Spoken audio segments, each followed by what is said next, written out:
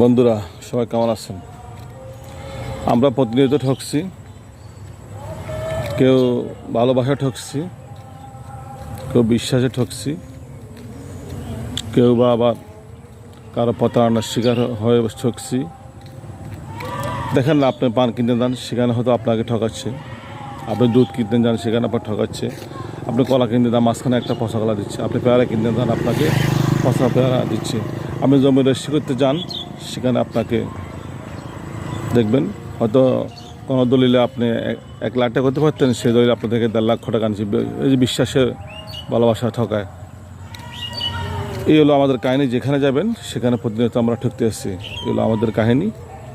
আর এই সমাজে ঠকে অনেক শ্রেণীর লোক কোটি কোটি টাকার মালিক হচ্ছে। এই হারাম অর্থ উপার্জন করে তাদের পেনলিগিট দিয়ে যাচ্ছে। কোনো একদিন মৃত্যু হবে, তাদের সাথে কি সে টাকা চাবে? কোনো লাভ হবে? এই হারাম উপার্জন করে পরিবারের জন্য রেখে এসেছে, কী লাভ হবে? কোনো লাভ হবে না। তাই রাব্বুল আলামিন সবাইকে যাতে হেদায়েত নসিব দান করুক, এই প্রত্যাশা রেখে বিদায় নিচ্ছি বন্ধুরা। আসসালামু আলাইকুম।